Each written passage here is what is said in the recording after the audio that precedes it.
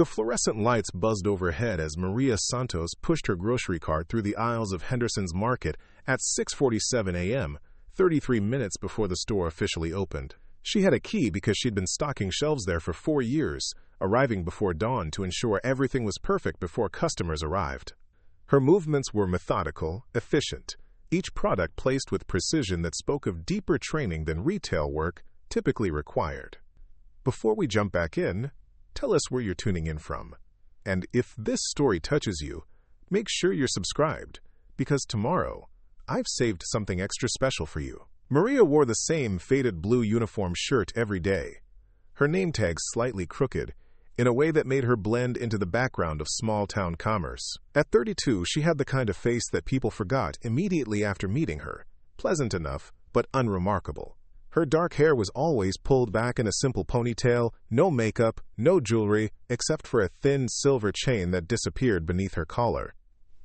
She preferred it that way. The market sat on the edge of Millbrook, population 8,400, where everyone knew everyone else's business, or thought they did. Maria had moved here 4 years ago with no fanfare, no explanation, just a quiet woman looking for work in a small apartment above the hardware store.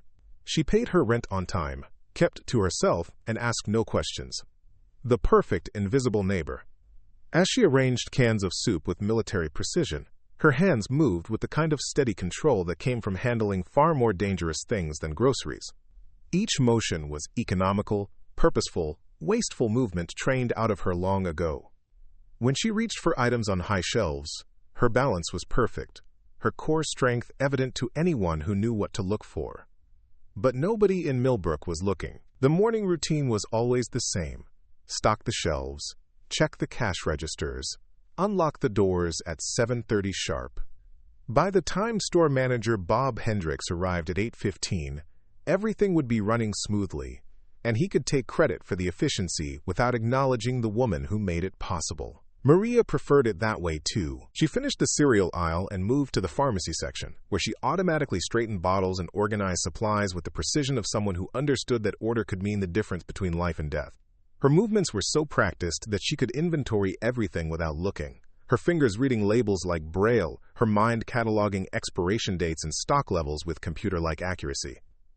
The bell above the front door chimed, and Maria glanced at the clock. 7:15. Someone was early, probably old Mrs. Patterson, picking up her medications before her grandson arrived to drive her to physical therapy. Maria walked toward the front of the store, her footsteps silent on the linoleum floor, another habit from a different life. But it wasn't Mrs. Patterson. 3 men in expensive hunting jackets stood near the entrance, their voices carrying the kind of loud confidence that demanded attention. Maria recognized them immediately. The Blackwood brothers, who owned half the commercial property in town, and their friend Jake Morrison, whose family had run the local gun shop for 3 generations. "I'm telling you," Jake was saying, his voice echoing through the empty store, "we need better security at the shop. These people moving into town, you never know who's got what kind of background." Tom Blackwood, the eldest brother, nodded seriously. "Can't be too careful these days.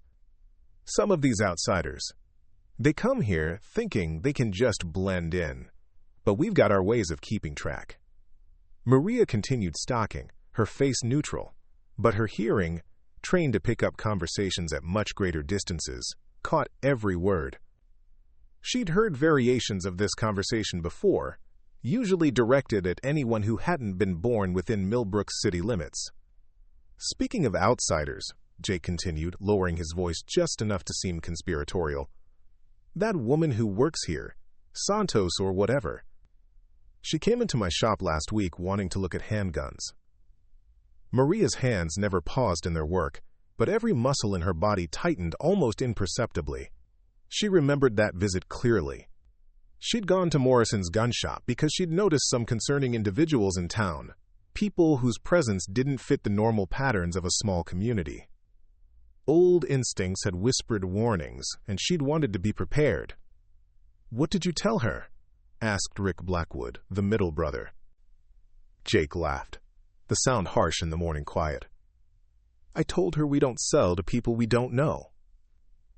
Told her she'd need references from 3 local residents, proof of employment for at least 5 years, and a background check that goes deeper than the federal requirements. The third brother, Mike, joined the laughter. Bet that sent her running.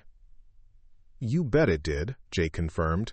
These people come here thinking they can just walk into a gun shop like it's a grocery store. Don't understand that we've got standards, traditions. Can't just let anyone arm themselves. Maria moved to the next aisle, her expression unchanged, but her mind was processing information with the kind of analytical precision that had once made her invaluable to people whose names appeared in classified documents. Jake Morrison's requirements were completely fabricated, designed to exclude anyone he deemed undesirable. The federal background check was the only legal requirement, and his additional demands were his way of maintaining what he saw as the town's social order. Smart thinking, Tom Blackwood said approvingly. Last thing we need is some unstable outsider getting their hands on weapons. You never know what these people are running from. The irony wasn't lost on Maria. If they knew what she was really running from, not the law, but the kind of people who made the law irrelevant, they'd understand that she was probably the most stable person in their entire town. But stability, like expertise, was often invisible to those who'd never needed either. She finished stocking and moved to check the cash registers, her routine uninterrupted by the continuing conversation. The men eventually left, their voices fading as they headed toward Jake's gun shop for what sounded like their weekly meeting. Maria made a mental note of their schedule, another habit from when such details could mean survival. Before we jump back in, tell us where you're tuning in from, and if this story touches you, make sure you're subscribed, because tomorrow I've saved something extra special for you. Part 1, The Invisible Life. Bob Hendricks arrived at 8:15 as always, his coffee-stained shirt and perpetually harried expression making him look older than his 45 years. He barely acknowledged Maria's presence as he shuffled to his office, leaving her to handle the morning rush of customers who preferred shopping before the heat of the Nevada day became unbearable. Mrs. Patterson did arrive for her medications, followed by a steady stream of locals who treated Maria with the polite indifference reserved for service workers. She rang up their purchases with efficiency, making small talk when required, invisible when preferred. It was a role she'd perfected over 4 years, though sometimes she caught herself analyzing threat assessments when customers entered, noting exits and cover positions with muscle memory that refused to fade. During her lunch break, Maria walked the 3 blocks to the post office, a daily routine that served multiple purposes. She checked her mail, of course. But more importantly, she observed the rhythms of the town, who was where, when, and why. It was information that had once kept her alive, in places where mistakes were measured in body counts. Today's mail contained the usual bills and advertisements, plus a letter from the VA that she opened with hands that remained perfectly steady despite her racing pulse. The government's response to her inquiry about updating her records was typically bureaucratic. Forms to fill out, documentation to provide, processes to follow. But buried in the official language was confirmation of something she'd suspected for months. Her old unit was being reactivated for a classified operation. Personnel with her specific qualifications were being recalled to active duty. The letter didn't say it directly. Government communications never did. But between the lines was an invitation to return to the world she'd left behind, to resume the identity she'd abandoned when staying meant dying. Maria folded the letter carefully and placed it in her pocket. She had no intention of responding, but the knowledge that her past was actively seeking her added urgency to concerns she'd been monitoring for weeks. The strangers who'd been appearing in Millbrook weren't random travelers or new residents looking for small-town life. They were scouts, advance teams, people whose presence meant that someone very dangerous was getting close. She walked back to the market, her route taking her past Morrison's gun shop. Through the window, she could see Jake Morrison showing rifles to the Blackwood brothers, their laughter audible even through the glass. These men saw themselves as the town's protectors, its gatekeepers, never realizing that real protection often came from the people they overlooked. Out-of-state plates, government-issue vehicle registration codes, the kind of details that told stories to people who knew how to read them. At closing time, Maria completed her routine with extra attention to security protocols she hadn't needed to think about in years. She checked every lock twice, set the alarm system with the kind of precision that suggested familiarity with much more sophisticated security measures, and left through the back exit after confirming that no one was watching the rear of the building. Her apartment above the hardware store was spartanly furnished, but strategically arranged. Every piece of furniture could serve as cover or concealment. Every window offered multiple sight lines and escape routes. The decorations were minimal and carefully chosen, nothing that revealed personal information, nothing that couldn't be abandoned in minutes if necessary. Maria made a simple dinner and ate while reviewing mental notes from the day. The surveillance team's presence confirmed her growing suspicions about the strangers who'd been filtering into Millbrook over the past month. Someone was building an operational presence in the area, and based on the sophistication of today's reconnaissance, that someone had significant resources and professional capabilities. She walked to her bedroom window and looked down at the street below. Millbrook appeared peaceful in the evening light, its residents going about their normal routines, unaware that their quiet town was becoming a battlefield in a war they didn't know existed. Maria had chosen this place specifically because it was off the grid, forgettable, the kind of location where a person could disappear into ordinary life. But ordinary life had never been an option for her, not really. The skills that had made her valuable to her country, the knowledge that had made her a target for its enemies, the expertise that had saved lives in places whose names remained classified, none of that could be permanently set aside. It was part of her DNA now, written into her reflexes and embedded in her decision-making processes. From her dresser drawer, she removed a small metal box that looked like nothing special to anyone who might find it. Inside, wrapped in cloth, was a medal that most Americans would recognize but few had ever seen in person. The Medal of Valor, awarded for actions that had taken place in a location that didn't officially exist, during an operation that had never happened, in service of objectives that remained classified years after their completion. Maria held the medal for a moment, feeling the weight of it, the weight of everything it represented. Then she put it back in the box and returned the box to its hiding place. Tomorrow would bring new challenges, new threats, new decisions about how much of her real self she could afford to reveal. But tonight, she was still Maria Santos, grocery store clerk, invisible woman in a small Nevada town. The question wasn't whether that would change, but when, and what it would cost when it did. Outside her window, Millbrook settled into evening quiet, its residents secure in their belief that danger was something that happened to other people in other places. They were wrong, but Maria had spent 4 years protecting that illusion, allowing them to sleep peacefully while she maintained the kind of vigilance that never truly rested. She turned off the lights and prepared for another night of light sleep, ears tuned to sounds that didn't belong, ready to respond to threats that most people wouldn't recognize until it was too late. It was the price of her past, the cost of her expertise, the burden of being someone who knew too much to ever truly relax. In the morning, she would return to her ordinary life, stocking shelves and ringing up purchases, invisible and unremarkable. But beneath that facade, she would be watching, analyzing, preparing for the moment when Millbrook's peaceful illusion would shatter, and its residents would need the kind of protection that only came from people like her. People who'd earned their medals in places where courage wasn't optional, and failure meant more than personal disappointment.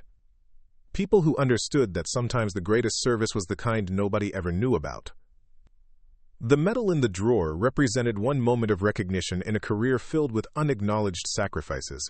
Tomorrow might bring another such moment, whether she wanted it or not. Maria Santos, Medal of Valor recipient, fell asleep to the quiet sounds of a town that had no idea how much it needed her, or how much danger was gathering just beyond its borders. The invisible woman was about to become very visible indeed.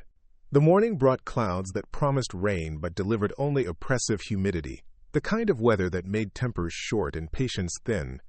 Maria arrived at Henderson's Market at her usual time, but today she carried with her the weight of decisions that would reshape everything. The surveillance team's presence meant her carefully constructed anonymity was cracking, and the letter from the VA confirmed that her past was actively seeking her present.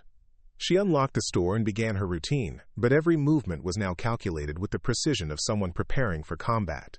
Inventory wasn't just about products on shelves. It was about sight lines, cover positions, and improvised weapons should the need arise.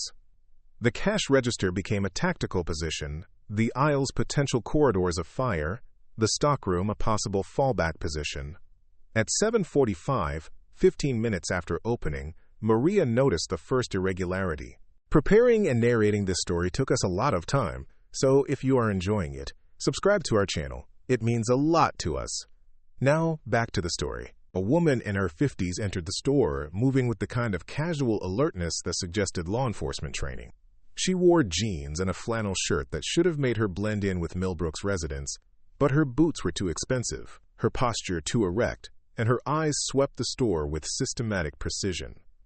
The woman selected a basket and began shopping, but her route through the aisles was designed to observe rather than gather groceries. She spent too long examining products she clearly had no intention of buying, positioned herself to maintain visual contact with Maria, and twice checked her phone in ways that suggested communication with external parties. Maria continued her work, appearing oblivious while mentally cataloging every detail. The woman's wedding ring was worn on her right hand instead of her left, suggesting European training or extended overseas deployment. Her haircut was regulation short, despite being styled to look civilian. Most tellingly, she favored her left side when reaching for items, indicating a right-handed person carrying a concealed weapon in a shoulder holster. 20 minutes later, the woman approached the register with a selection of items that told their own story: energy bars, bottled water, basic first aid supplies, and a prepaid phone card. The purchasing pattern of someone preparing for extended surveillance or a mobile operation. "Beautiful morning," the woman said, her accent carrying traces of East Coast education overlaid on Midwest practicality. "Could use some rain," Maria replied, scanning the items with practiced efficiency. The woman studied Maria's face as she worked, her expression friendly, but her attention unnaturally focused. When Maria looked up to provide the total, their eyes met for just a moment, and something passed between them. Recognition, perhaps, or mutual acknowledgement of shared experience. "You remind me of someone I used to work with," the woman said casually, handing over exact change. "Military background. Very competent person." Maria accepted the money without changing expression. "I get that a lot. Must have one of those faces." The woman smiled, but her eyes remained serious. Some faces are more memorable than others, especially to people in certain lines of work. She took her purchases and left, but not before placing a business card next to the register with movements that suggested it wasn't meant to be noticed by anyone else. Maria palmed the card without looking at it, her training making the transfer appear completely natural. The card remained in her pocket until her lunch break, when she examined it in the privacy of the post office restroom. Plain black text on white cardstock: Sarah Chen, Regional Sales Manager, with a phone number that carried a Washington, D.C. area code. But the back of the card contained information that made Maria's pulse quicken, despite her controlled exterior. Written in pencil, almost illegibly light, were 3 words that carried the weight of classified operations and national security implications. Nightingale needs extraction. Nightingale had been Maria's operational codename during her final classified mission, the one that had earned her the Medal of Valor and made her too dangerous to remain in active service. The mission that had required her to disappear into witness protection, assuming a new identity to protect both herself and the classified operations she'd been part of. Someone in the intelligence community knew exactly who she was and where she was, and they were making contact through channels that suggested extreme urgency. The kind of urgency that meant her quiet life in Millbrook was about to end, whether she wanted it to or not. Maria burned the card in the post office parking lot, grinding the ashes under her heel before returning to work. But the message remained, lodged in her mind like shrapnel from an old wound. They'd found her, which meant others might find her too. The question was whether extraction was being offered for her protection, or because her skills were needed for something new. The afternoon brought more unusual visitors. A maintenance crew arrived to service the store's air conditioning system, but their van carried too much sophisticated equipment for routine HVAC work, and the workers moved with the kind of coordinated precision that suggested military training. They spent 3 hours installing what Bob Hendricks was told were efficiency upgrades, but which Maria recognized as surveillance equipment. Someone was establishing comprehensive monitoring of her workplace, either to protect her or to gather intelligence on her activities.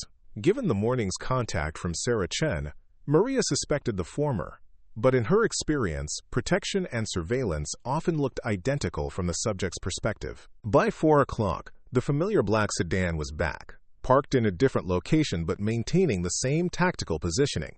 This time, 3 occupants were visible through the windshield, their attention focused on the market, with the kind of patient intensity that suggested a long-term operation. Maria finished her shift with heightened awareness of every detail, every sound, every movement around her. As she prepared to leave through the back exit, Bob Hendricks emerged from his office with uncharacteristic urgency. "Maria, we need to talk," he said, his usual scattered demeanor replaced by something approaching gravity. They went to his office, a cluttered space that smelled of stale coffee and desperation. Bob closed the door and activated a white noise machine that Maria hadn't known he possessed. A device that suggested their conversation would require privacy from sophisticated listening equipment. "I got a call today," Bob began, his hands shaking slightly as he lit a cigarette despite the store's no-smoking policy. "Federal agents want to talk to you. They wouldn't say about what, but they made it clear this wasn't optional." Maria studied her employer's face, noting the genuine fear in his eyes. Bob Hendricks was many things: disorganized, lazy, occasionally incompetent. But he wasn't cruel, and he'd given her steady employment when she'd needed to disappear. She owed him honesty, or at least as much as she could safely provide. "What did you tell them?" she asked. "That you're a good employee, keep to yourself, never caused any trouble. But Maria..." He took a long drag from his cigarette.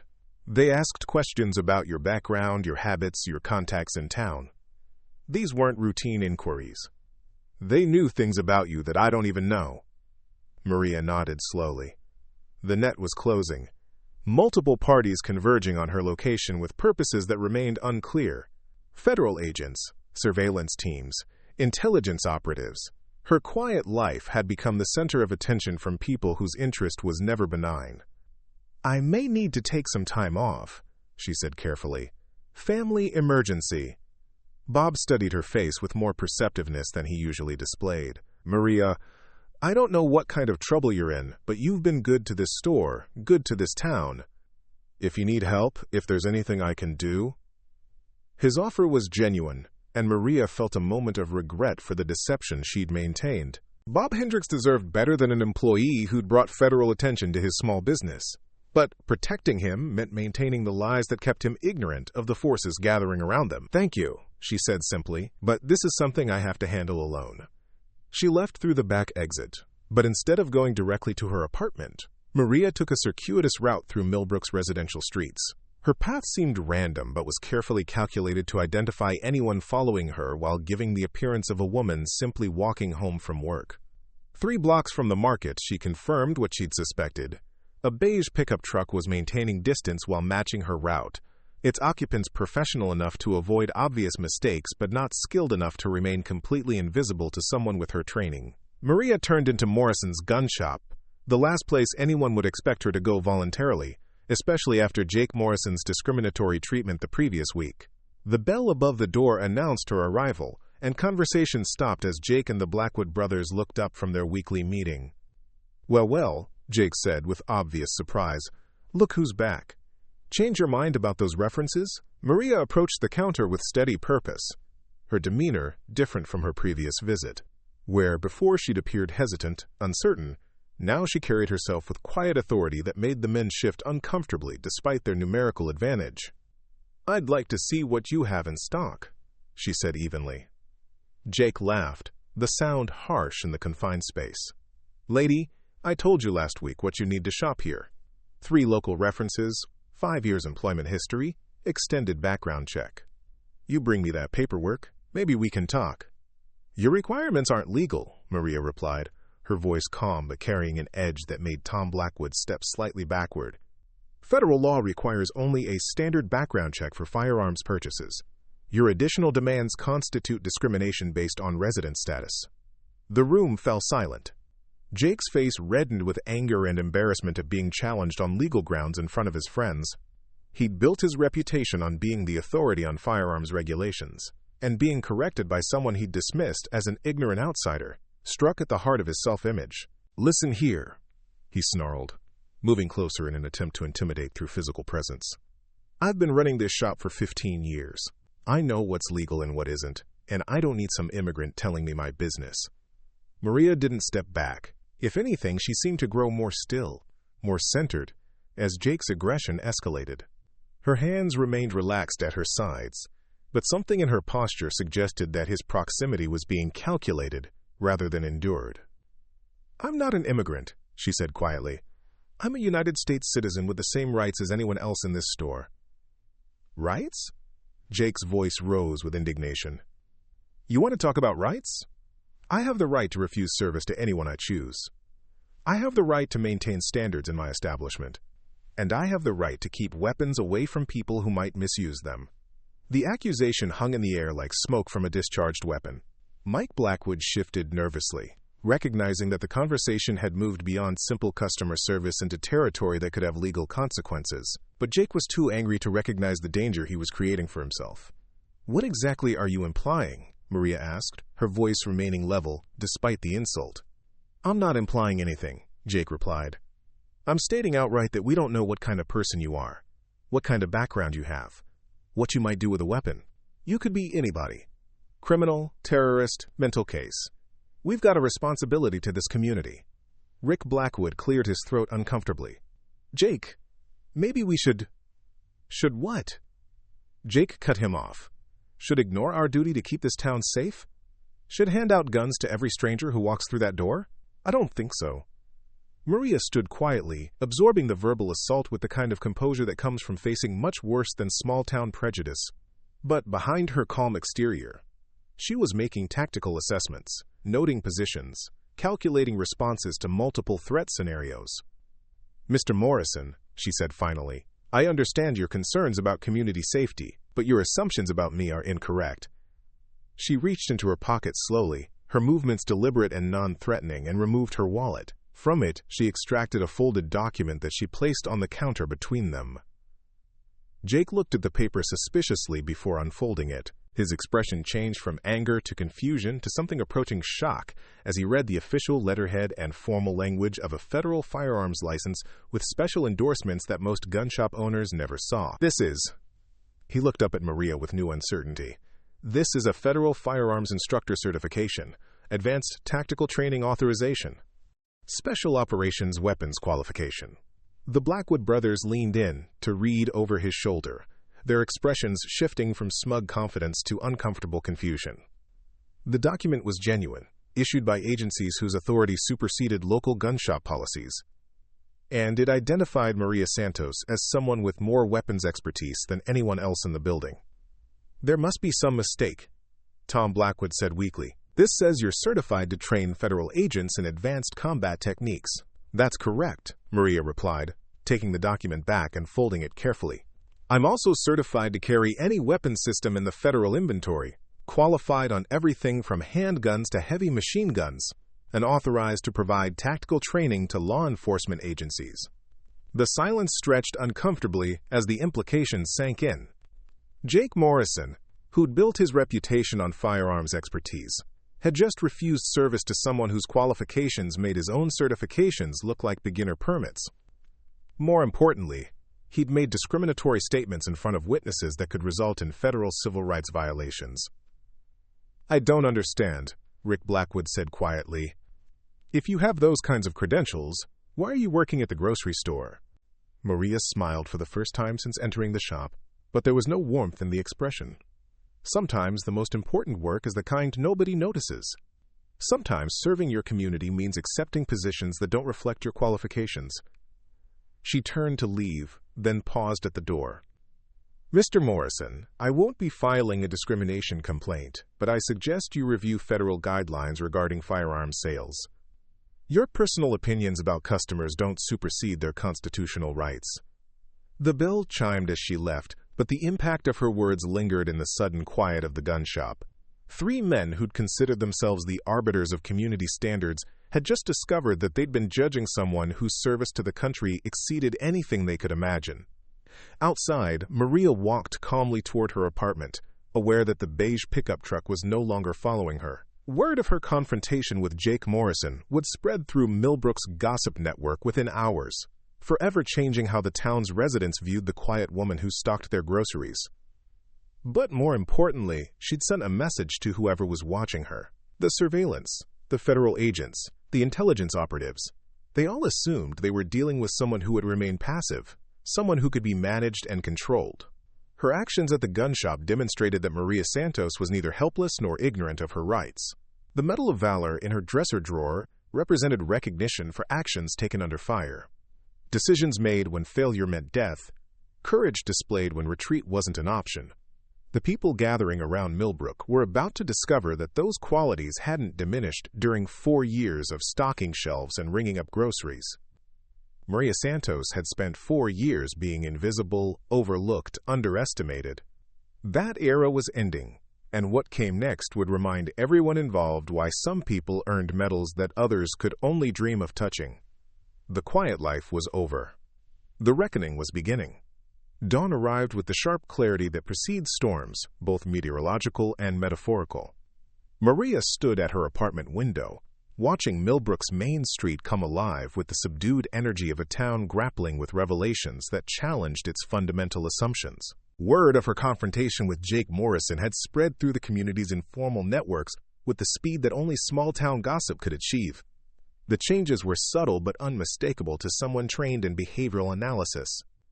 Residents who'd previously walked past her building without a glance now slowed their pace, stealing curious looks at the windows above the hardware store.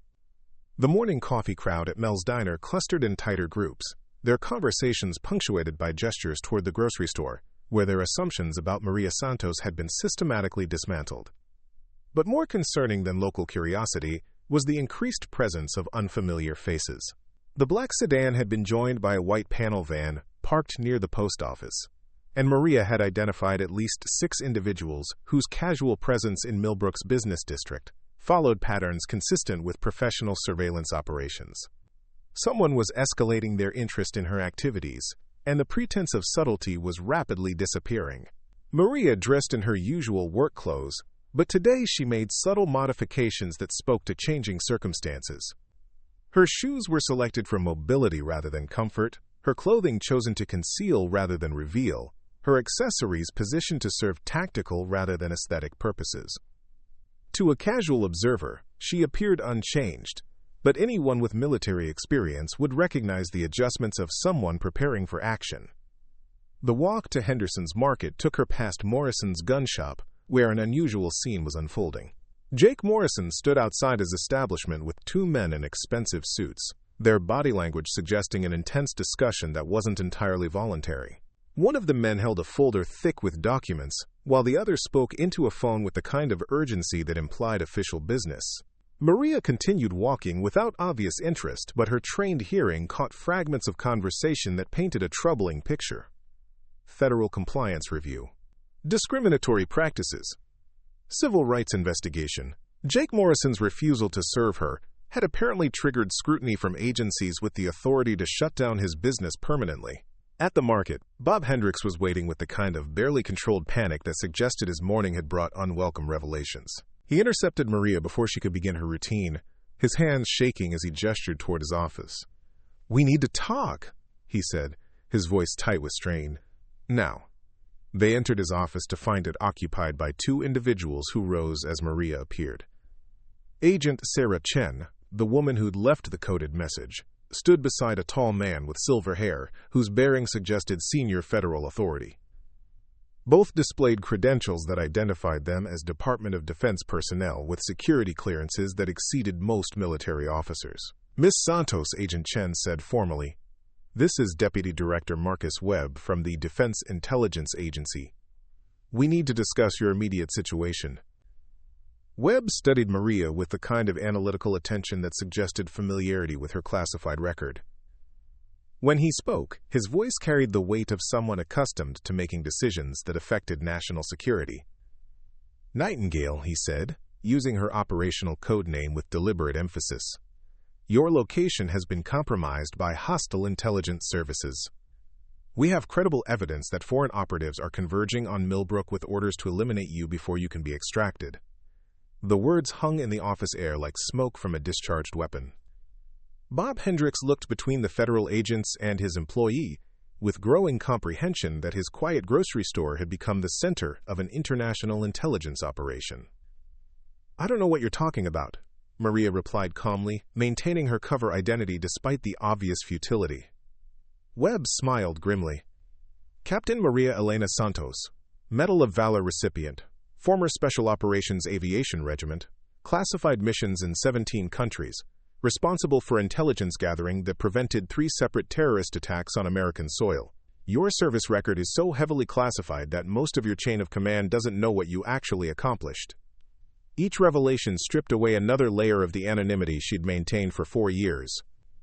Bob Hendricks stared at his employee as if seeing her for the first time.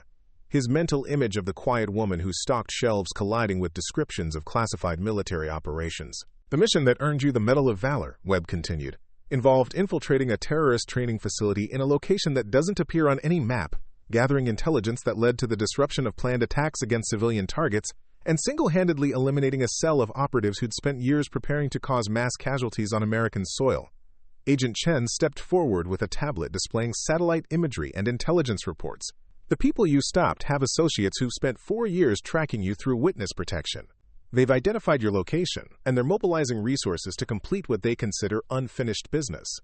Maria absorbed the information with the kind of calm that comes from expecting bad news for so long that its arrival brings relief rather than surprise. She'd known this day would come, had prepared for it even while hoping it never would. The question wasn't whether her past would catch up with her, but when, and what it would cost when it did. "What exactly are you proposing?" she asked. Webb exchanged glances with Agent Chen before responding. "Immediate extraction to a secure facility, followed by relocation under a new identity. We can have you out of Millbrook within the hour, completely disappeared from any system that could be used to track you." The offer was generous, professional, and completely ignored the reality of what Maria had built during her 4 years in Nevada. She'd created more than just a cover identity in Millbrook. She'd found something approaching peace, a life where her value wasn't measured in classified operations or enemy casualties, but in simpler contributions to a community that had accepted her without knowing what she'd sacrificed for their safety. "I appreciate the offer," Maria said carefully, "but I'm not ready to run again." Bob Hendricks, who'd been following the conversation with growing alarm, finally found his voice. "Maria, if these people are telling the truth, if you're really in danger, you should go with them." She looked at her employer with genuine affection.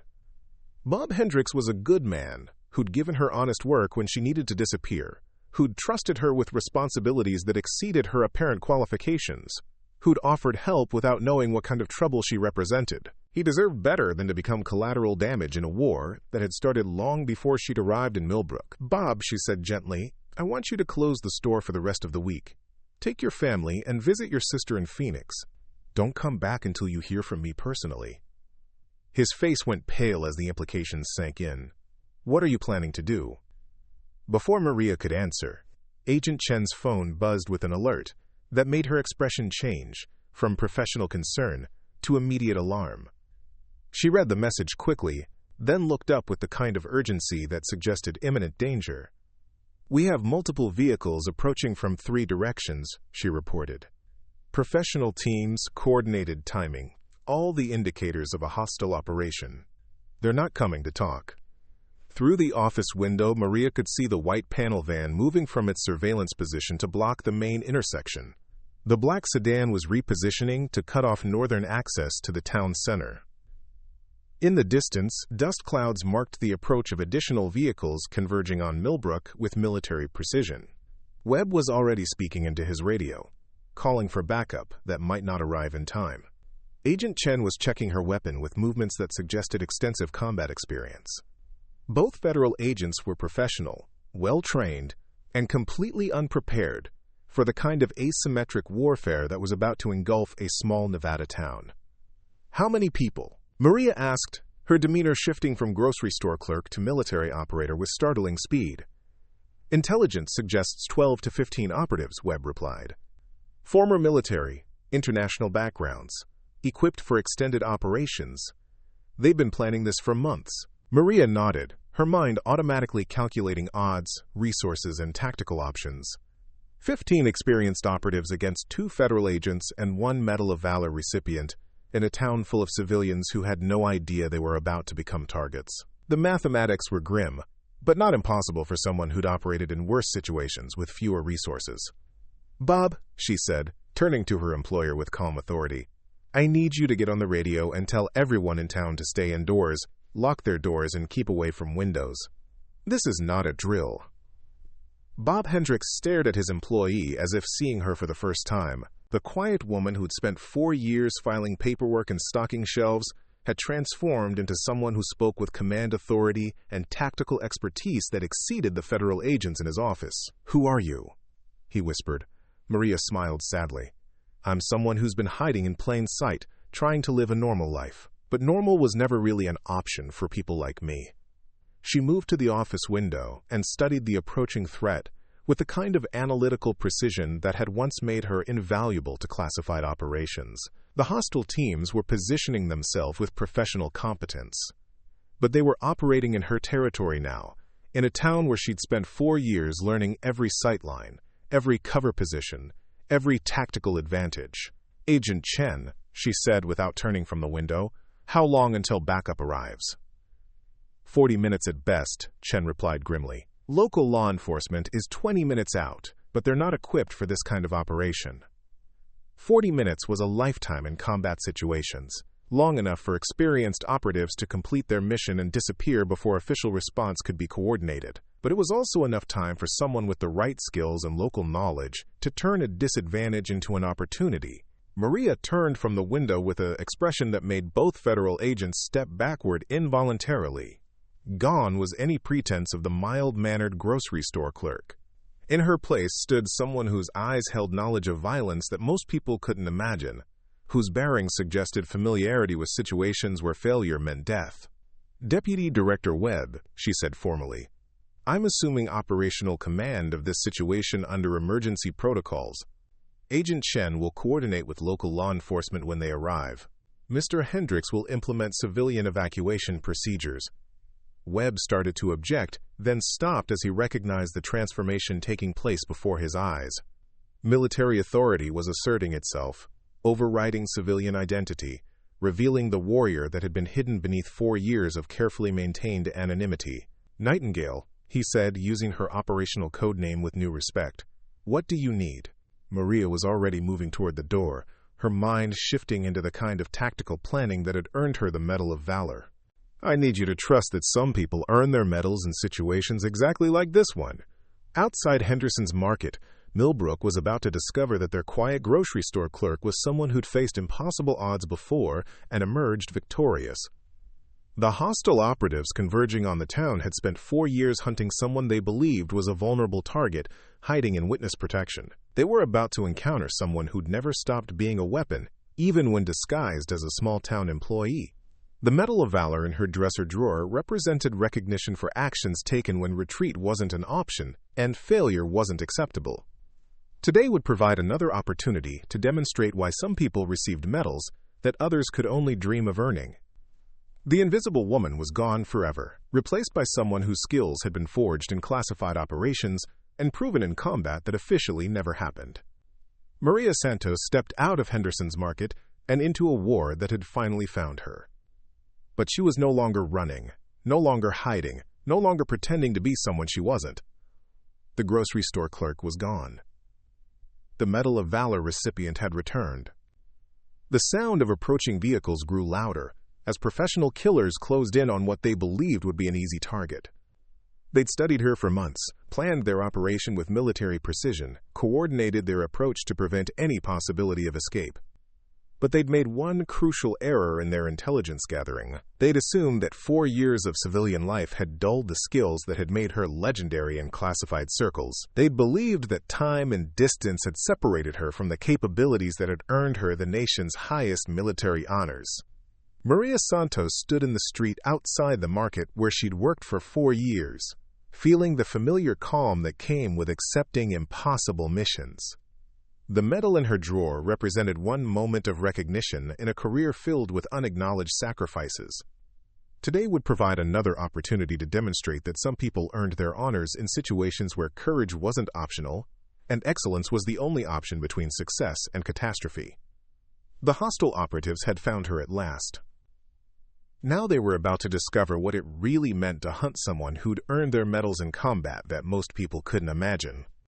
Millbrook was about to witness the return of Nightingale, and nothing would ever be the same again. The first shots came from the north end of Main Street.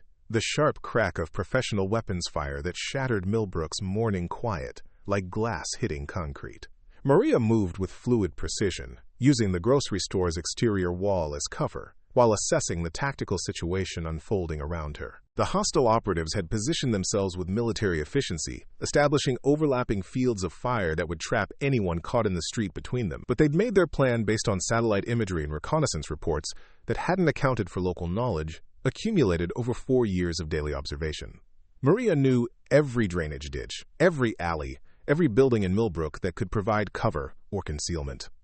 More importantly, she knew the rhythms of the town, the patterns of civilian activity that could be used to her advantage, or that needed protection from the violence about to unfold. Agent Chen appeared at her side, weapon drawn, her federal training evident in her tactical positioning. "Contact from the east," she reported tersely. 3 operatives moving through the residential area. "They're hurting us," Maria replied, her voice carrying the calm authority of someone who'd analyzed similar situations in places where mistakes were measured in body counts. Classic pincer movement, designed to force us into the kill zone they've established at the town center. Webb's voice crackled through Chen's radio from his position inside the market. "Local sheriff is en route. ETA 15 minutes. State police tactical team 25 minutes out." 25 minutes was several lifetimes in urban combat. Long enough for professional operatives to complete their mission and disappear into the Nevada desert. But it was also enough time for someone with the right skills to turn a tactical disadvantage into an opportunity. Maria studied the approaching dust clouds that marked additional hostile vehicles, calculating angles, distances, and response times with the kind of analytical precision that had once made her invaluable to classified operations. The operatives were good, well-trained, and properly equipped. But they were operating in her territory now, against someone who'd spent 4 years preparing for exactly this moment. "Agent Chen," she said quietly, "I need you to get on the radio and tell local law enforcement to establish a perimeter 2 miles out from town center. Nobody gets in or out until this is resolved." Chen looked at her with surprise. "That's beyond my authority to order." Maria turned from her tactical assessment to face the federal agent directly. "Agent Chen, I'm invoking emergency operational protocols under classified authority that supersedes normal chain of command. When backup arrives, tell them Nightingale has assumed field command of this operation. The transformation was complete now, civilian identity completely set aside in favor of the military professional who'd earned recognition in situations where failure meant more than personal disappointment." Maria Santos, the grocery store clerk, had disappeared, replaced by someone whose expertise had been forged in combat that officially never happened. Movement caught her attention from the south end of Main Street, where 2 figures in tactical gear were advancing with professional precision. They moved with a kind of coordinated efficiency that suggested extensive training and combat experience. But their approach pattern revealed something that made Maria smile grimly. They were using standard military tactics, textbook urban warfare procedures that worked well against conventional opponents. But Maria's training had gone far beyond conventional warfare, extending into asymmetric operations, irregular tactics, and the kind of creative problem-solving that separated exceptional operators from merely competent ones. "Stay here," she told Agent Chen. "Maintain radio contact with Webb and coordinate with backup when it arrives. I'm going to reduce their numerical advantage." Before Chen could object, Maria was moving with the kind of fluid efficiency that comes from years of operating in hostile environments. She didn't run toward cover. She flowed toward it, using every shadow, every architectural feature, every parked vehicle to mask her movement from hostile observation. The drainage system she'd noticed during 4 years of walking to work became a concealed avenue of approach. The construction materials behind the hardware store transformed into improvised weapons and defensive positions. The intimate knowledge of Millbrook's layout that had seemed irrelevant to grocery store work suddenly became tactical intelligence of the highest value. Maria reached the southern approach route just as the 2 operatives were positioning themselves for their final advance. They were professionals, well-equipped and properly trained, but they'd made the fundamental error of underestimating their target based on 4 years of civilian surveillance. The first operative never saw her coming. Maria's approach was silent, precise, and executed with the kind of lethal efficiency that had once made her legendary in classified circles. By the time his partner realized they were under attack, The tactical situation had shifted decisively in favor of someone who'd earned her medals in combat that most people couldn't imagine. The engagement was brief, professional, and decisive. When it ended, 2 fewer operatives were threatening Millbrook's civilian population, and Maria had acquired additional weapons and equipment that would prove useful in the continuing operation. Agent Chen's voice crackled through the radio she'd taken from the neutralized operatives. "Nightingale, we have movement from multiple directions. They're accelerating their timeline." Maria acknowledged the transmission while studying intelligence documents she'd found on the eliminated operatives. Maps of Millbrook with detailed notation of civilian residences, escape routes, and tactical positions. Photographs of her taken during 4 years of surveillance. Orders written in multiple languages that confirmed her worst suspicions about the scope of the threat. This wasn't just about eliminating one Medal of Valor recipient who disrupted their operations years ago. The hostile operatives had been tasked with sending a message to the entire intelligence community, demonstrating that no one who interfered with their activities would ever be truly safe, no matter how deep they hid or how long they remained anonymous. But they'd chosen the wrong target for their demonstration. Maria Santos had spent 4 years in Millbrook, not just hiding from her past, but preparing for its inevitable return. Every routine, every habit, every aspect of her civilian life had been unconsciously structured around the tactical advantages it would provide when concealment was no longer possible. The grocery store where she'd worked for 4 years sat at the intersection of Main Street and Highway 50, providing observation of all approaches to the town center. The apartment where she'd lived offered multiple escape routes and defensive positions that could be reached within seconds. Even her daily walks had served to memorize every tactical feature of terrain that might prove useful in combat situations.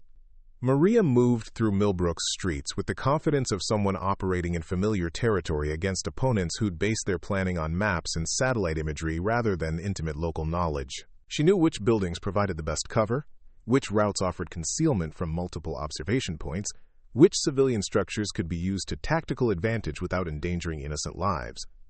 By the time she reached the town center, the hostile operatives had realized they were facing something far more dangerous than a vulnerable target hiding in witness protection.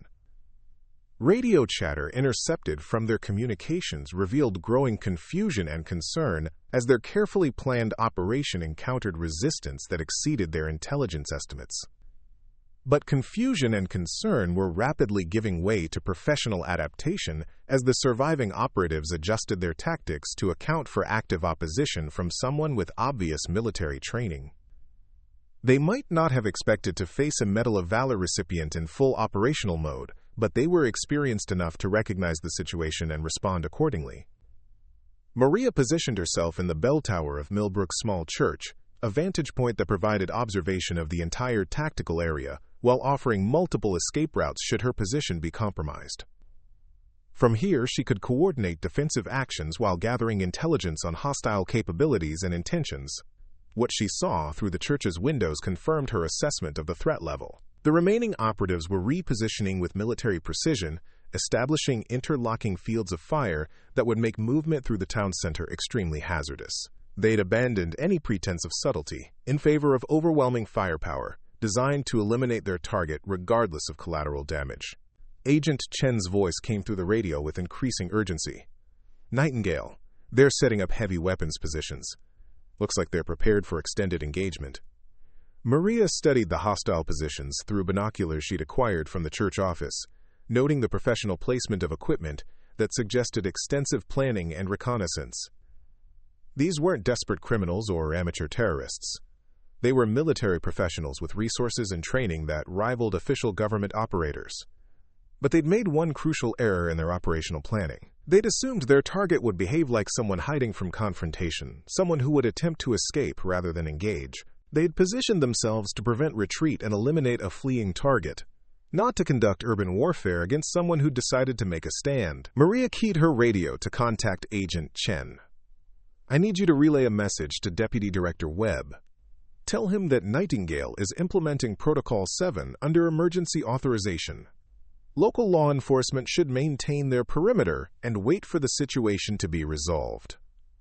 Protocol 7 was a classified operational framework that authorized maximum response to threats against critical intelligence assets. It meant that normal rules of engagement were suspended in favor of whatever actions were necessary to neutralize hostile forces and protect civilian populations. It also meant that Maria Santos was no longer bound by the constraints of civilian law enforcement or even military regulations designed for conventional warfare.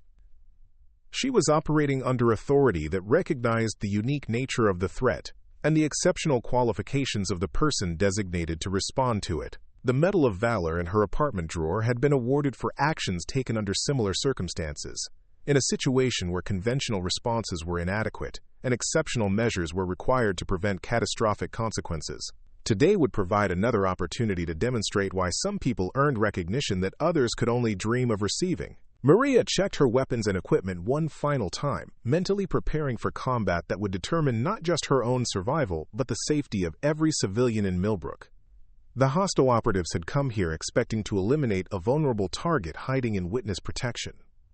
Instead, they'd found someone who'd spent 4 years preparing for exactly this moment, someone whose skills had been forged in classified operations and proven in combat that officially never happened. The grocery store clerk was gone forever, replaced by someone whose Medal of Valor represented just one recognition of capabilities that few people could imagine. The battle for Millbrook was about to begin, and when it ended, everyone involved would understand why some people earned their medals in situations where courage wasn't optional and excellence was the only barrier between success and catastrophe. The morning sun cast long shadows across Millbrook's main street as Maria Santos descended from the church bell tower with the fluid precision of someone who'd conducted similar operations in places whose names remained classified. The hostile operatives had repositioned themselves during her reconnaissance, establishing a defensive perimeter that demonstrated both professional competence and fatal overconfidence in their intelligence assessments.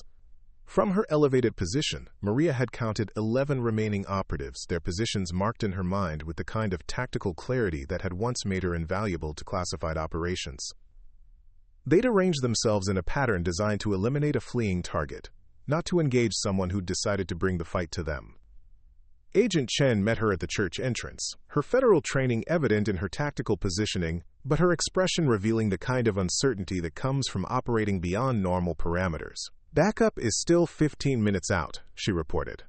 "Local sheriff's department is establishing the perimeter you requested, but they're asking questions about authority and jurisdiction."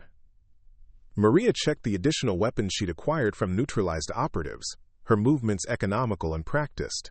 "Tell them that federal authority supersedes local jurisdiction in matters of national security. Tell them that Protocol 7 is in effect, and that this operation is classified at levels beyond their clearance."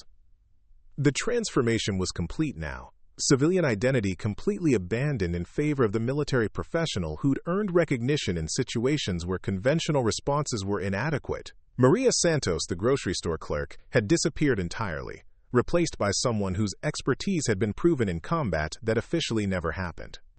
"Agent Chen," she continued, studying the tactical situation through the church windows, "I need you to coordinate with Deputy Director Webb and establish communications with the incoming tactical teams. When they arrive, they'll find the situation already resolved, but they'll need to secure the area and process the scene according to classified protocols." Chen studied Maria's face with growing comprehension of what she was witnessing. This wasn't just a federal agent or military officer taking charge of a dangerous situation. This was someone whose capabilities existed at levels that most people couldn't imagine. Someone whose service record was so classified that even senior federal officials didn't know the full scope of her accomplishments. "What are you planning to do?" Chen asked. Maria smiled with the kind of calm confidence that comes from facing impossible odds and emerging victorious. "I'm going to end this the way I should have ended it 4 years ago. Permanently." She moved through Millbrook's streets with the confidence of someone operating in familiar territory. But now her intimate knowledge of the town served purposes far beyond civilian navigation. Every drainage ditch became a concealed approach route. Every parked vehicle transformed into mobile cover. Every architectural feature offered tactical advantages that had been unconsciously cataloged during 4 years of routine walks to work. The first engagement came sooner than expected, as 2 operatives attempted to flank her position while she moved toward the town's center. They were professionals with military training and quality equipment, but they'd made the fundamental error of underestimating someone whose skills had been forged in asymmetric warfare and proven in operations that pushed human capability to its absolute limits. Maria's response was swift, precise, and devastatingly effective. The engagement lasted less than 30 seconds, ending with 2 fewer threats to Millbrook's civilian population and additional intelligence about the hostile operation's scope and resources. Documents recovered from the neutralized operatives revealed coordination with international criminal networks and funding sources that suggested state-level sponsorship. This wasn't just about eliminating one Medal of Valor recipient who disrupted their activities years ago. The hostile operatives represented part of a larger network that had been systematically targeting American intelligence assets, eliminating people whose knowledge and capabilities posed ongoing threats to their operations. But they'd chosen the wrong target for their demonstration of power. Maria Santos had spent 4 years in Millbrook, not just hiding from her past, but unconsciously preparing for its inevitable return. Every aspect of her civilian life had been structured around tactical advantages that would prove useful when concealment was no longer possible. Radio chatter intercepted from hostile communications revealed growing concern among the remaining operatives as their carefully planned operation encountered resistance that exceeded all intelligence estimates. They'd expected to eliminate a vulnerable target, hiding in witness protection. Instead, they were facing someone who'd spent 4 years turning a small Nevada town into a tactical environment where she held every advantage. Maria reached the hardware store below her apartment, using her keys to access the building through the rear entrance. But instead of going to her living space, she descended to the basement storage area, where she'd spent 4 years preparing for exactly this moment. Hidden behind legitimate inventory was equipment that most people would never see outside of classified military facilities. Body armor designed for special operations. Weapon systems that weren't available to civilian law enforcement. Communications equipment that could coordinate with satellites and federal agencies. Night vision devices that transformed darkness into tactical advantage.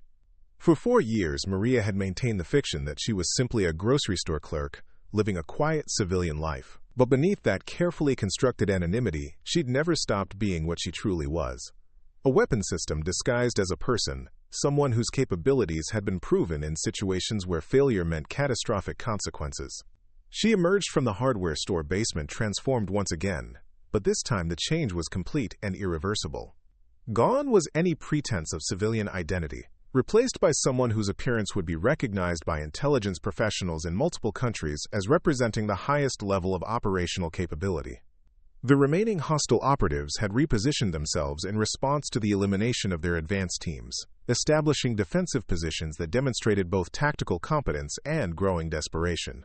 The radio communications, now partially decoded through equipment Maria had recovered, revealed orders to complete their mission regardless of casualties or collateral damage. But desperation could be a liability in combat situations, leading to tactical errors and emotional decisions that professional operators were trained to avoid.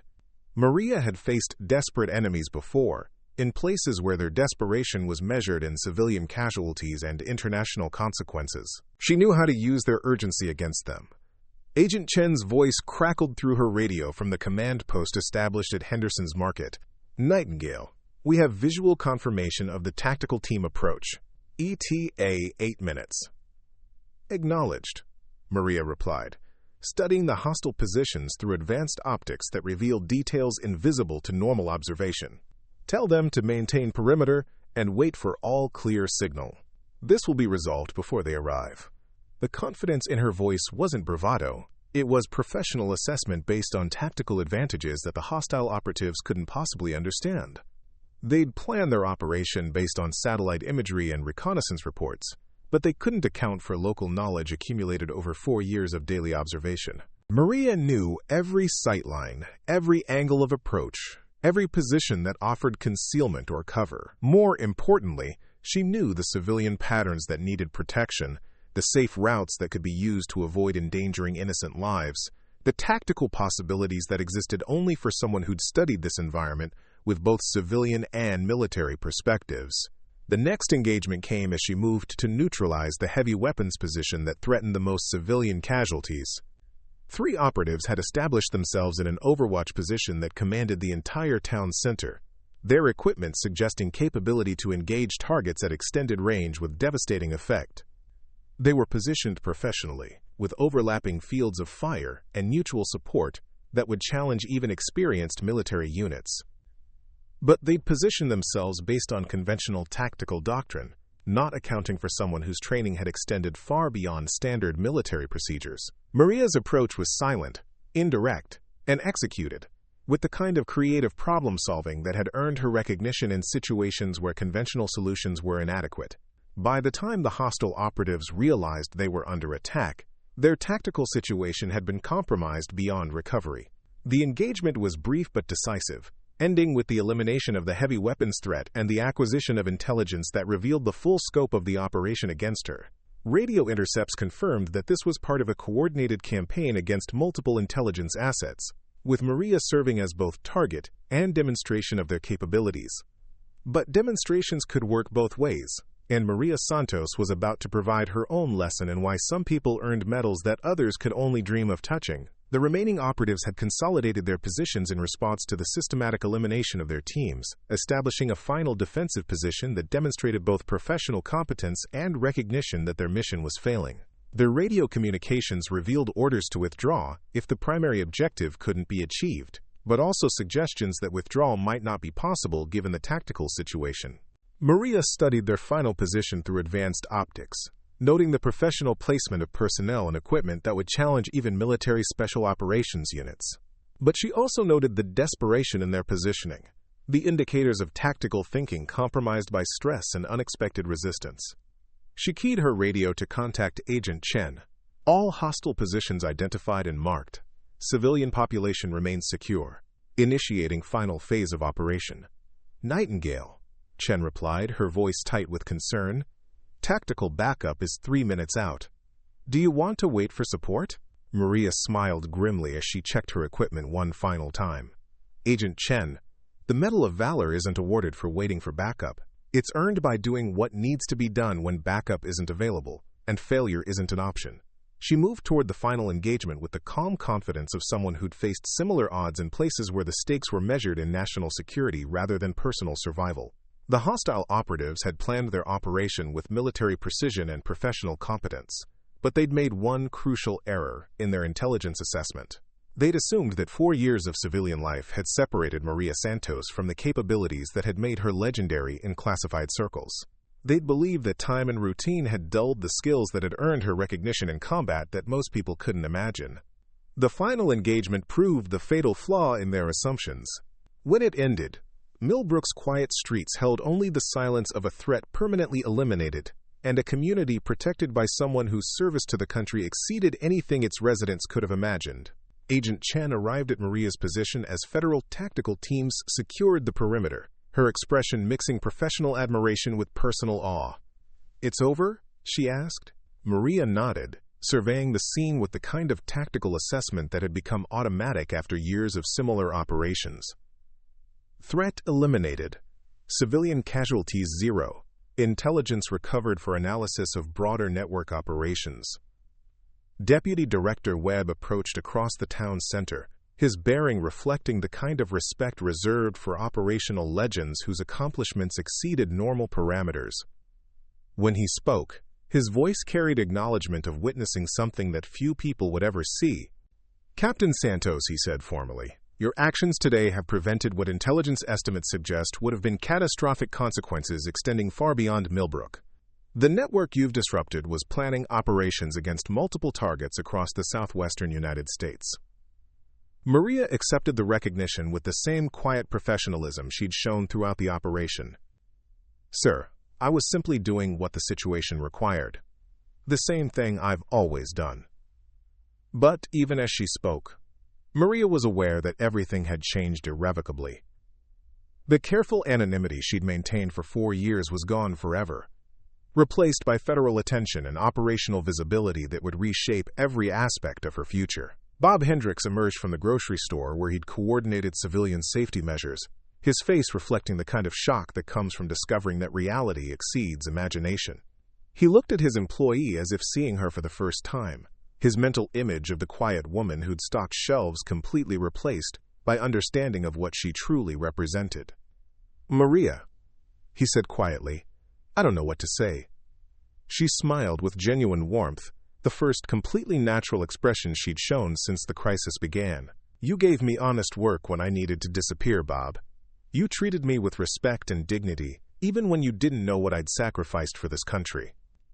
That means more than you could possibly understand. Word of the morning's events spread through Millbrook with the speed that only small-town communication could achieve, but this time the gossip carried weight that transcended normal community interest. Residents who'd barely noticed the quiet grocery store clerk were learning that they'd been living alongside someone whose service record was classified at levels most people never knew existed. Jake Morrison arrived at the town center as federal agents processed the scene, his face reflecting the kind of shame that comes from recognizing how completely one's assumptions have been proven wrong. He approached Maria with visible reluctance, his earlier arrogance replaced by understanding of how thoroughly he'd misjudged someone whose qualifications exceeded anything he could comprehend. "Ma'am," he said formally, "I owe you an apology. Several apologies, actually." Maria studied the gun shop owner who'd refused her service based on prejudicial assumptions about her background and qualifications. His discrimination had been wrong on multiple levels, but it had also served to maintain her cover identity during a period when anonymity meant survival. "Mr. Morrison," she replied calmly, "your assumptions about me were incorrect, but they were also understandable given the information available to you. I chose to appear unremarkable for reasons that had nothing to do with your business practices." Jake Morrison struggled with the implications of what he was learning. The woman he'd dismissed as an unqualified outsider possessed federal firearms certifications that exceeded his own credentials by orders of magnitude. More importantly, she'd just demonstrated tactical capabilities that made his military service look like basic training. "The things I said," he continued, his voice thick with embarrassment, "the assumptions I made about your background, your qualifications, were based on what you could observe," Maria finished. "Mr. Morrison, I spent 4 years deliberately appearing to be exactly what you thought I was. Your reaction was natural and human. Don't apologize for that." But even as she offered forgiveness, Maria was aware that relationships throughout Millbrook would be forever changed by the morning's revelations. The invisible woman who'd served their community for 4 years had been revealed as someone whose capabilities existed at levels that most residents couldn't imagine. Agent Chen approached with reports from the tactical teams who'd processed the hostile operatives' equipment and intelligence. Nightingale, preliminary analysis suggests this network had been planning operations against federal facilities throughout the region. Your actions today prevented what could have been the largest coordinated attack on American soil since 9/11. The scope of what had been prevented was staggering, but Maria received the information with the same quiet professionalism she'd shown throughout the crisis. Saving lives was what she'd always done, whether in classified operations overseas or protecting a small Nevada town that had unknowingly sheltered her during 4 years of exile. Deputy Director Webb joined their discussion with additional intelligence that painted an even more serious picture of the threat that had been eliminated. "Captain Santos, the network you've disrupted had cells operating in 12 states, with funding and coordination that suggests state-level sponsorship. Your actions today have exposed an operation that intelligence agencies have been hunting for 3 years." Maria nodded, processing the information with analytical precision that had been honed through years of similar briefings in classified facilities.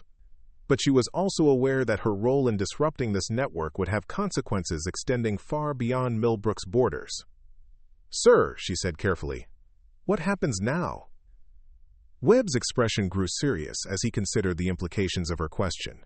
"Captain, your cover identity is completely compromised. Every intelligence service in the world will know by tomorrow that Nightingale has returned to active operations. Witness protection is no longer possible." The reality of her situation settled over Maria like familiar equipment being donned for combat operations. The quiet life she'd built in Millbrook was ending, not because she'd chosen to abandon it, but because circumstances had made continued anonymity impossible. But as she looked around at the town center where she'd spent 4 years learning to be invisible, Maria realized that she felt no regret for the choice she'd made. Millbrook's residents were safe because she'd been here when they needed protection they didn't know they required. The network that had threatened massive casualties had been eliminated because someone with the right skills had been in the right place at the right time. "Agent Chen," she said, turning to address the federal investigator who'd first made contact with coded messages, I assume there are offers on the table regarding my future employment. Chen smiled with professional appreciation. Captain Santos, there are agencies throughout the federal government that would consider your return to active service a significant operational advantage. Your skills, your experience, your proven capabilities in situations like this morning, you could write your own ticket. The offers were generous, professional, and completely ignored the reality of what Maria had discovered during 4 years of civilian life. She'd learned that service didn't require recognition, that protection could be provided without acknowledgement, that the most important contributions often came from people who sought no credit for their sacrifices. I appreciate the offers, Maria replied, but I think I found something more valuable than career advancement. She gestured toward the residential streets where Millbrook's residents were emerging from their homes, their faces reflecting gratitude for safety they were only beginning to understand had been provided by someone they'd barely noticed for 4 years. I've learned that communities like this one deserve protection from people who understand what that protection costs. I've learned that service can take many forms, and that the most important kind often goes unrecognized. Bob Hendricks, who'd been listening to the conversation with growing understanding of the choices his employee was facing, stepped forward with the kind of courage that small-town business owners rarely needed to display. Maria, he said simply, you'll always have a job at the market if you want one. Maybe not stocking shelves, but coordinating security, training staff in emergency procedures, helping us understand threats we didn't know existed. This community needs someone like you. The offer was heartfelt, practical, and completely unprecedented in Maria's experience. Most Medal of Valor recipients face choices between different forms of military or federal service, not opportunities to continue serving communities that had learned to value their protection. Deputy Director Webb studied the interaction with professional interest. Captain Santos, are you saying you want to remain in Millbrook? Maria looked around at the town center, where she'd just eliminated a threat that could have killed thousands of Americans in coordinated attacks across the Southwest. The operation had required every skill she'd developed during years of classified service, every tactical advantage she'd unconsciously prepared during 4 years of civilian life. Sir, she said finally, I think I've found where I belong. Not hiding from my past, but integrating it with a community that can benefit from what I've learned. Millbrook doesn't need someone who's pretending to be normal. It needs someone who understands that normal is something worth protecting. The decision represented a complete departure from traditional post-military career paths, but it also reflected understanding of service that transcended conventional definitions. Maria Santos had earned her Medal of Valor in classified operations that had protected American interests in places whose names remain secret. Today, she demonstrated that those same capabilities could protect American communities in ways that were equally important, but far more visible. Agent Chen coordinated with federal tactical teams as they processed the scene and prepared reports that would reshape intelligence assessments of threats against homeland targets. The network that had been eliminated represented capabilities that few agencies had fully understood, and its disruption would have consequences extending far beyond one small Nevada town. But as the federal response wound down and normal life began to return to Millbrook, Maria found herself facing the first day in 4 years when she didn't need to maintain carefully constructed anonymity. The invisible woman was gone forever, replaced by someone whose capabilities were now known throughout the community she'd chosen to protect. Jake Morrison approached her once more as she prepared to return to the hardware store apartment that had served as both home and tactical preparation facility for 4 years. Ma'am, he said with genuine respect, I want you to know that Morrison's gun shop is always available to support your security needs. Training facilities, equipment, whatever you require. Consider it a community investment in our collective safety. The offer represented complete reversal from his discriminatory treatment just days earlier, but Maria recognized it as genuine acknowledgement of capabilities he'd failed to recognize. More importantly, it suggested understanding that community security was a shared responsibility that required cooperation from everyone who possessed relevant skills. Thank you, Mr. Morrison, she replied. I may take you up on that offer. There are emergency response procedures that could benefit from additional training and community preparedness that goes beyond individual firearms ownership. As evening settled over Millbrook, Maria Santos climbed the stairs to her apartment above the hardware store. But this time, She wasn't returning to the lonely anonymity that had defined 4 years of exile. She was returning to her home in a community that now understood something of what she represented. People who could appreciate the protection she provided without needing to know the classified details of how she'd earned that capability. The Medal of Valor in her dresser drawer would soon be joined by official recognition of the day's actions, but Maria understood that the most meaningful acknowledgement came from people like Bob Hendricks and Jake Morrison, residents who'd learned that their assumptions about the quiet grocery store clerk had been completely wrong. She made dinner as she had every evening for 4 years, but tonight the routine carried different meaning. This wasn't the mechanical sustenance of someone hiding from her past, but the comfortable ritual of someone who'd found her place in a community that valued what she could contribute. Outside her window, Millbrook settled into evening quiet, its residents secure in their belief that their town was protected by someone whose capabilities exceeded anything they'd previously imagined. They were right, but they were also beginning to understand that protection wasn't something they could take for granted. Maria Santos, Medal Fode recipient, fell asleep in the same apartment where she'd spent 4 years preparing for the day when her past would find her present. The invisible woman was gone forever, but in her place was someone who'd proven that service could take many forms, and that the most important protection often came from people who chose to remain where they were needed most. Tomorrow would bring new challenges, new responsibilities, and new opportunities to demonstrate that some people earn their medals, not through single acts of heroism, but through lifetime commitment to protecting communities that might never fully understand what that protection cost. The quiet life was over, but something better had begun, a visible life dedicated to service that could finally be acknowledged and appreciated by people who'd learned that heroes sometimes spent years stocking shelves and ringing up groceries while preparing to save their lives. Up next, you've got 2 more standout stories right on your screen. If this one hit the mark, you won't want to pass these up. Just click and check them out. The Valor.